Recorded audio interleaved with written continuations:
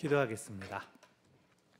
하나님, 이곳에 말씀의 영으로 저희들 가운데 임하여 주셔서 전하는 이와 듣는 모든 우리가 하나님께 주목하고 하나님께서 우리를 향하신 뜻을 깨닫는 은혜가 있게 하여 주시옵소서.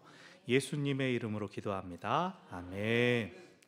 가정의 달 5월의 첫 번째 주일입니다. 날씨도 좋고 여기저기 꽃도 피고 돌아다니기도 참 좋은 계절이죠. 이런 때는 특별히 하지 않아도 그냥 좋지 않습니까? 너무 덥지도 않고 춥지도 않고. 마치 오늘 어린이 주일로 이제 아이들한테 선물을 주는데 너 기도할 때 눈 떴냐 안 떴냐 이렇게 잘했냐 못했냐 따지지 않고 오늘 다 선물 나눠주는 것처럼, 무조건 사랑해 주는 것처럼 우리도 이유가 있어서가 아니라 대가를 바라서가 아니라 그냥 행복하면 좋을 때인 것 같습니다. 라고 제가 이렇게 첫 번째 문단을 목요일 날 이렇게 쓰고 있었는데 밖에서 꼬르릉 하더니 갑자기 비가 팍 퍼부으면서 하나님 왜 또. 근데 오늘은 다행히 되게 날씨가 좋네요.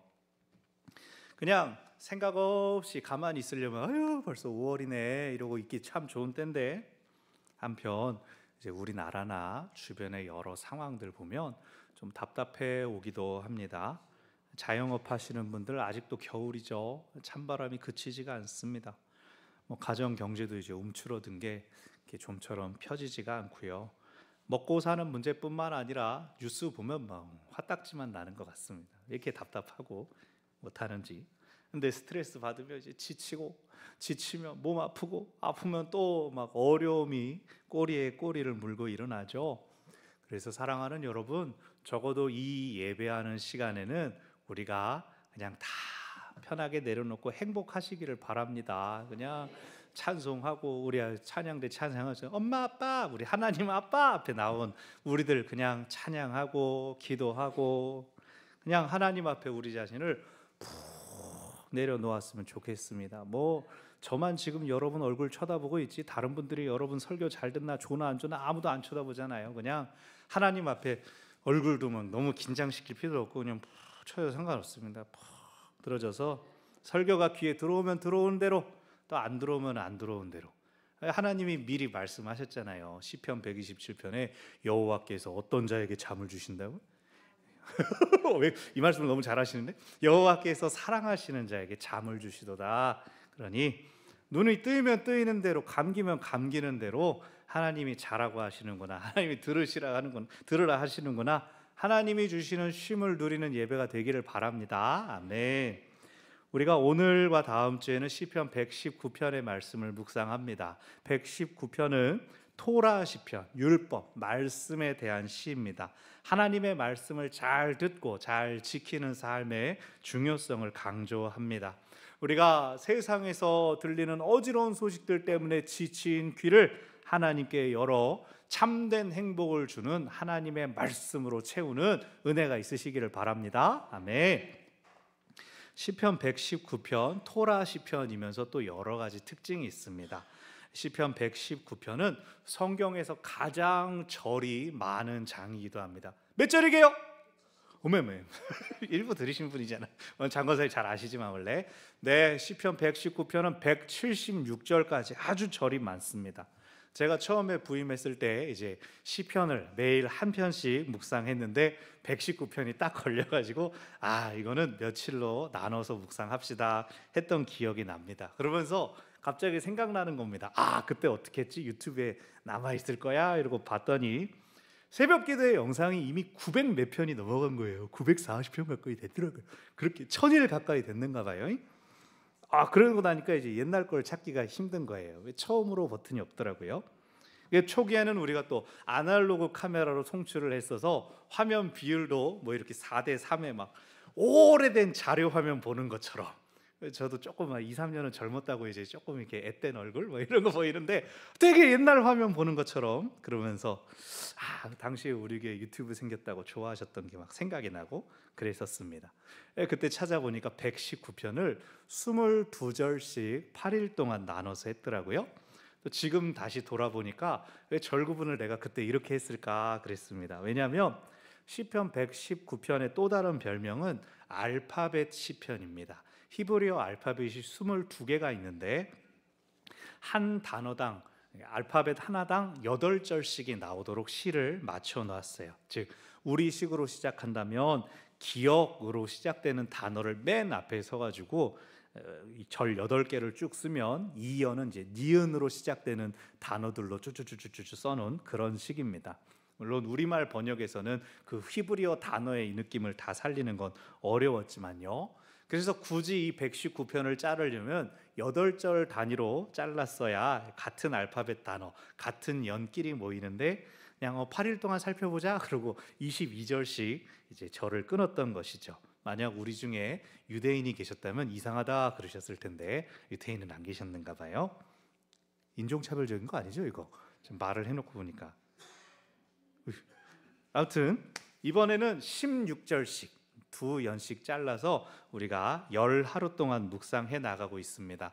새벽에 이미 119편 묵상 시작됐고 쭉 유튜브에 영상 최근 영상에 있으니 또 찾아보시면 은혜가 더 있을 겁니다. 말씀 보겠습니다. 1절에서 행위가 온전하여 여호와의 율법을 따라 행하는 자들은 복이 있으며 라고 합니다. 히브리어의 어수는 동사가 항상 먼저 나옵니다. 그래서 여기서는 동사절인 복이 있으며 이게 맨 앞에 나오면서 감탄 어구처럼 사용됩니다. 즉 행복하여라, 복이 있어라, 복되도다 라고 먼저 선포합니다. 어떤 사람이 복이 있는가? 행위가 온전한 사람인데 행위가 온전하다는 건 여호와의 율법을 따라 행하는 것을 말합니다. 즉 하나님의 말씀을 지키고 순종하는 것이 온전한 삶, 바른 삶을 만든다는 겁니다. 행위, 행하다라고 번역된 단어는 문자적으로는 걸음, 걷다라는 뜻입니다. 그러니까 이제 1절을 다시 이 원어에 가깝게 번역하면 복 있다, 여호와의 율법을 따라 길을 가는 사람들이라고 합니다. 우리가 길을 갈 때 표지판을 잘 살펴야 맞는 방향으로 가고 있는가, 잘못된 길 들지 않았는가, 혹은 앞에 위험한 요소가 있는 건 아닌가를 알 수가 있습니다. 오늘날도 그렇지만 이 119편이 쓰여지던 때에도 많은 사람들이 갔던 길은 어떤 길이었을까요? 성공하는 길, 돈 잘 벌고 출세하여 자기 이름을 드높이는 그런 길을 사람들이 가기를 원했습니다. 그런데 알고 보면 그 길에는 모호한 표지판들이 있습니다. 성공할지도 모름, 성공한 사람도 있음, 막 돈 잘 번 부자들 이름을 쫙쫙쫙 이 길을 가면 그 사람 그 길로 갔었음 이런 건 써놓는데 길을 따라 가기만 해야 될 뿐이 아니라 그 길 위에서 수많은 경쟁, 갈등 그것들 속에서 살아남아야 길 끝에 도달을 할 수가 있습니다. 그런데 겨우 끝에 도착했을 때 남는 건 뭡니까? 살아있는 게 귀한 거야, 목숨이 제일 소중하지, 이런 교훈이나 겨우 받게 되죠. 세상의 길은 행복을 보장해 주지 않습니다. 그 길 끝에 갔다고 해서 누구나 성공할 수 있는 게 아닙니다. 그저 노력하는 그 길 가운데 아둥바둥하는 자신을 향하여서 행복할 거야, 성공할 수도 있어, 자기 최면만 남을 뿐입니다. 오늘 말씀은 분명히 말합니다. 여호와의 율법을 따라 길을 가는 자가 복되도다. 행복을 꿈꾸시는 여러분, 말씀의 귀를 기울이시기를 바랍니다. 말씀을 따라 길을 가시기를 바랍니다. 아멘. 2절 3절에서 더 자세히 여호와의 율법을 따라 걷는 것이 나타납니다. 2절 여호와의 증거를 지키고 전심으로 여호와를 구하는 자. 3절 불의를 행하지 않고 주의 도를 행하는 자가 그런 자랍니다. 2절에서 말하는 여호와의 증거는 하나님께서 일하시는, 하나님께서 살아계신 증거를 찾는 사람들입니다. 하나님께서 살아계신 증거는 교회 안에만, 성경책 안에만 있는 것이 아니라 전심으로 구하는 자는 일상 속에서도 얼마든지 찾을 수가 있습니다. 생각지도 않게 일이 잘 풀릴 때, 내게 도움을 주는 사람, 위로해 주는 사람을 만날 때, 봄철이라 새로 꺼내 입은, 작년에 넣어놨다가 새로 봄 재킷 꺼내 입었는데 주머니에 아니 이럴 수가, 작년에 잃어버렸던 비상금이 나올 때 갑자기 막 반응이 큰데, 마트에 들어갔는데 타임세일 지금부터 시작합니다 막 이렇게 할 때 놀랍지 않습니까? 제가 어쩔 때 행복을 느끼는지 막 보이지 않습니까? 심심한데 막 누가 이제 연락해오고 그럴 때 어떻게 알았을까? 어떻게 이렇게 놀라운 일이 생겼을까? 그때 하나님 나를 돌보시는구나. 하나님께서 나의 필요를 채워주시는구나. 여호와의 증거를 발견하는 것이죠. 우리가 일상에서 이렇게 얼마든지 하나님 살아계시며 나와 함께 하시다 알 수가 있습니다. 5절부터 8절까지 시인이 기도합니다. 그렇게 여호와를 구하며 말씀대로 살기를 원하는데 그렇게 하기가 쉽지 않습니다. 왜일까요? 먹고 사는 게 어려우니까. 세상에서 불법과 불의를 행하는 사람들이 더 잘 되는 것 같으니까. 다시 말해서 내가 가는 길이 평탄하지 않고 불안하기 때문에 나도 흔들리는 겁니다. 그래서 시인은 하나님 내 길을 굳게 하셔서 내가 하나님의 말씀에 순종하게 하옵소서 도움을 청합니다. 내가 하나님만 바라보고 하나님만 신뢰하고 의지할 수 있도록 도와주소서라고 기도합니다. 시인은 내가 하나님의 계명을 잘 지킬 때, 하나님의 계명을 주의할 때 부끄러움을 당하지 않습니다라고 말을 합니다. 오히려 하나님의 뜻을 알면서도 하나님의 말씀을 알고 있으면서도 지키지 못하면 그게 수치죠. 그러나 삶의 고단함 때문에 우리는 종종 수치를 택하는 일도 있지 않습니까? 7절에서 시인은 내가 주의 의로운 판단을 배울 때 감사하겠습니다 합니다. 여기서 감사는 내가 찬양하겠습니다 라는 뜻입니다. 주의 의로우신 판단이라는 것은 내가 하나님을 외면한 것에 대하여, 내가 말씀을 지키지 않은 것에 대하여 하나님께서 내게 교훈 주시는 것, 다시 말해서 혼내시는 것을 의미합니다. 하나님께서 벌을 주시면 당장은 수치스럽지만 동시에 교훈을 받습니다. 즉 내가 수치를 당하더라도 나의 잘못을 깨달았다면, 하나님의 뜻이 무엇인지를 알았다면 그것도 감사하다라고 찬양하면서, 그러니 내가 더 말씀대로 살게 하여 주십시오라고 하나님께 구하고 있습니다. 이토록 시인은 말씀을 통하여 하나님 앞에 떳떳하게 살 힘을 또한 하나님께 구하고 있습니다. 이렇게 여호와를 찾는 자에게 어떤 유익이 있습니까? 9절 자기 행실을 깨끗하게 할 수 있습니다. 11절 범죄하지 않을 수 있습니다. 근데 이게 어떤 분들한테는 덜 매력적이죠. 뭐 죄 안 짓는 게 그렇게 힘든 일이야? 좀 착하고 바르게 살면 되는 거 아니야? 근데 여러분, 이 세상에서 나의 힘으로 내 혼자 나의 선함을 지키는 것이 쉬운 일입니까? 사람들이 나의 선함을 이용해 먹으려고 하지 않습니까? 나를 속이려고 하고 오히려 나의 선함을 꺾으려고 하지 않습니까? 야, 세상 네 혼자 사는 거냐? 상대적인 거다. 남들 다 하는데 왜 혼자 유별나게 구느냐? 우리의 선함을 숨기고 덮으려는 사람들이 얼마나 많습니까? 괜찮아, 야, 한번 해봐. 우리가 살고 있는 이 세상에서 무슨 일들이 일어납니까? 며칠씩 굶다가 어쩔 수 없어서 음식 훔친 사람이 징역으로, 절도로 징역을 받는가 하면, 또 어떤 사람은 다른 사람을 죽도록 때리고 다른 사람들의 삶의 터전을 완전히 무너뜨렸으면서도 가벼운 처벌만을 받습니다. 그래서 때로는 우리가 살고 있는 이 세상은 선한 의지를 방해하는 것이 아닌가, 착하게 살면 손해보는 것인가 하는 생각을 하게 됩니다. 야, 너 혼자 착하게 살아도 소용없다. 적당히 타협하고 남들만큼만 해도 충분하다. 들키지만 않으면 괜찮다. 그렇게 살고 있다. 우리에게 소곤소곤 들려오지 않습니까? 하지만 시인은 이러한 세상의 목소리에 아예 귀를 닫고 오직 하나님께 집중합니다. 12절 찬송을 받으실 주 여호와여, 주의 율례들을 내게 가르치소서. 나는 땅의 것, 나를 배불릴 수 있는 것처럼 보이는 것들, 그것들을 외면하고 찬송 받으실 만한 주님만을 바라봅니다. 하나님의 말씀으로 내게 채워 주십시오. 14절 나는 재물을 즐거워하듯이 주의 증거들의 도를 즐거워합니다. 어디 돈 떨어진 거 없나 하루 종일 땅만 보고 다니는 사람처럼, 돈 좋아하는 사람은 어떻게든 돈 버는 것만 생각하는데, 여기 시인은 나는 하나님 일하시는 거 찾는 게 그만큼 신난다고 지금 말하고 있는 겁니다. 돈 벌고 세상에서 성공하는 것보다 하나님의 역사하심이 더 기쁘기 때문입니다. 이 자리에 계신 여러분 다 그 고백으로 오늘 귀한 예배의 자리에 모이지 않았습니까? 할렐루야.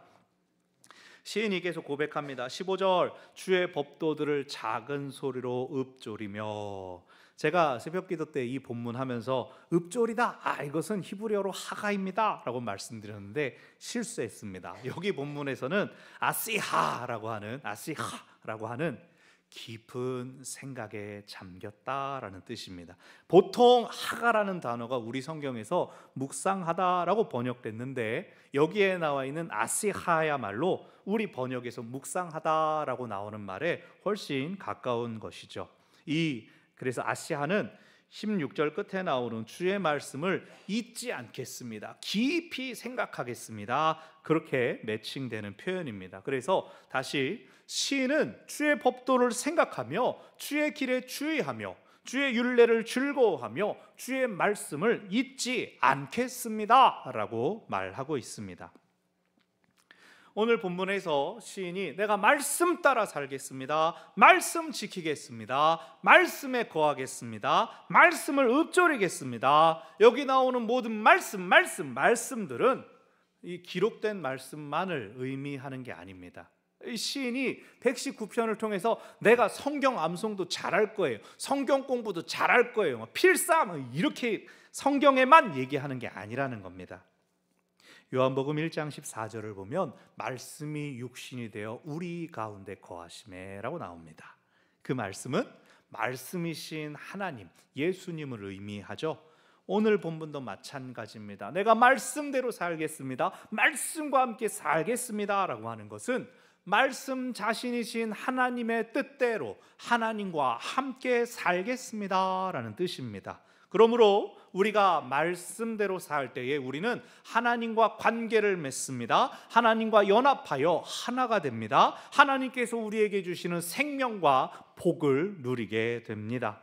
우리가 말씀을 더 따르고 말씀에 순종할수록 하나님을 따르는 것이 되어서 하나님과의 친밀감이 깊어지고 죄와 불의로부터는 멀어지게 됩니다. 왜? 죄와 하나님이 연합할 수 없기 때문입니다. 그렇다면 말씀과 함께 사는 자의 첫 번째 복은 무엇일까요? 죄로부터 멀어지는 것입니다. 안중근 의사가 언제 어디서나 부모님 앞에서도 부끄럽지 않은 일을 하라라는 말을 하셨대요.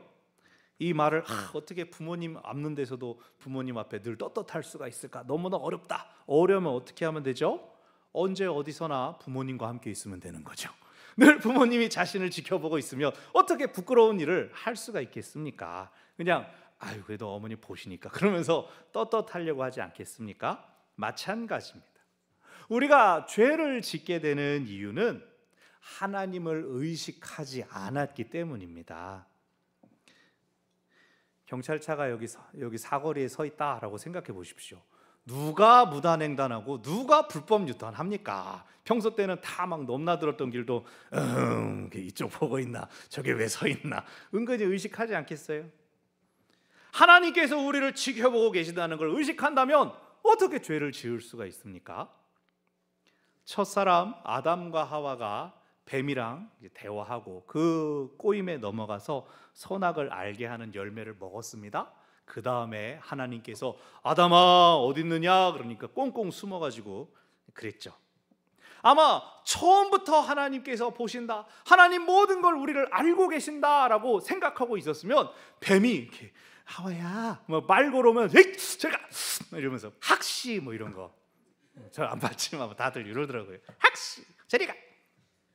자, 뱀 보십시오. 창세기 때 나눴지만 뱀은 저 열매를 먹으면 선악을 알게 하게 되고 하나님과 같이 되고 신날 곳이었는데 지는 왜 안 먹어?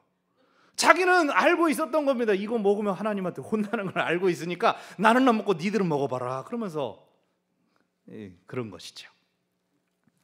옛날에는 오늘도 우리 교육부서에서는 우리가 또 매달 말씀 한 절씩 읽는 것처럼 성경을 이제 달달 지금도 외우게 합니다. 같이 유치부는 노래를 통해서 이번 달 새 계명을 너희에게 주노니 서로 사랑하라. 내가 너희를 사랑하듯이 서로 사랑하라.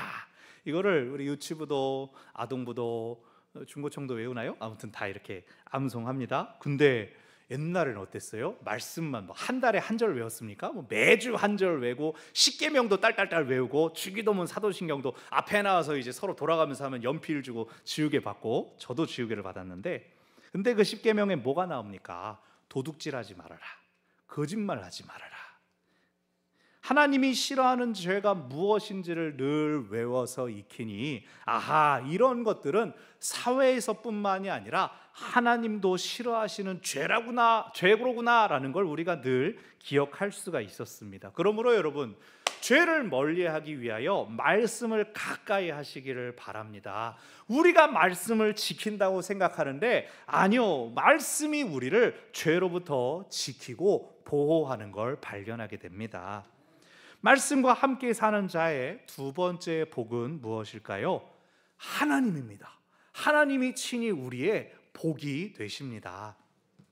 탈무드의 한 이야기 전에도 말씀드린 적이 있습니다. 한 부자가 병이 들어서 먼 데 있는 아들에게 유언장을 남기고 세상을 떠났습니다. 내 모든 재산은 나의 몸종에게 물려준다. 내 아들은 그에게서 단 한 가지만을 요구해서 받을 수 있다.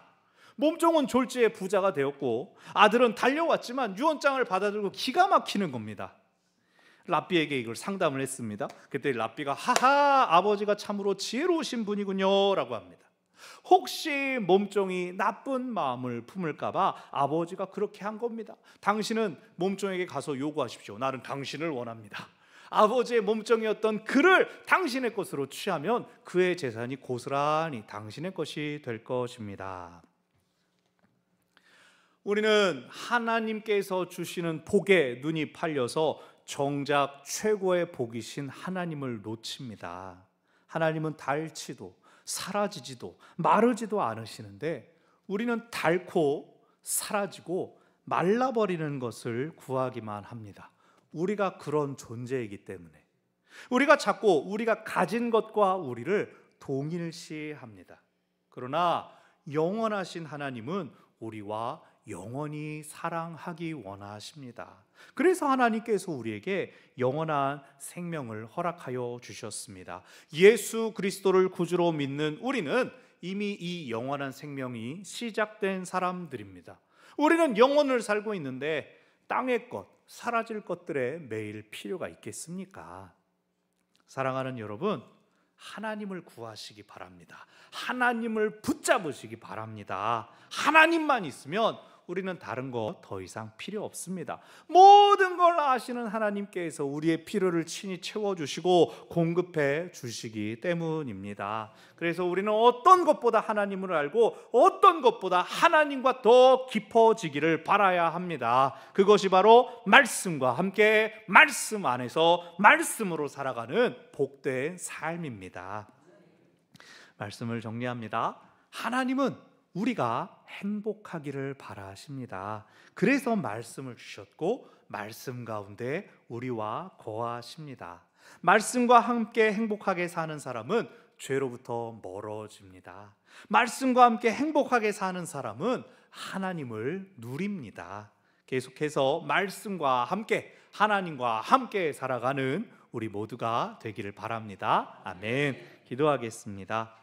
하나님, 어린이 주일 맞이하여서 우리가 참으로 어린아이와 같은 순전함으로 하나님을 간절히 구합니다. 주의 말씀이 우리를 살게 하며 하나님께서 우리의 공급자가 되어 주십니다. 우리가 이 말씀을 통하여 하나님과 더욱더 친밀해지고 가까워지는 그 은혜를 누리게 하여 주시옵소서. 하나님께 든든히 붙잡혀서 세상에서 보호받을 뿐만 아니라 세상의 가치를 위하여 아둥바둥 힘쓰고 애쓰는 것이 아니라 참으로 우리의 공급자가 되시는 하나님으로 인하여 행복하고 기쁘고 즐거운 우리들의 삶이 되게 하여 주시옵소서. 그 여호와의 증거가 우리 삶 가운데 발견되어서 우리가 또 다른 사람에게 그 하나님을 증거하고 자랑할 수 있게 하여 주시옵소서. 예수님의 이름으로 기도합니다. 아멘.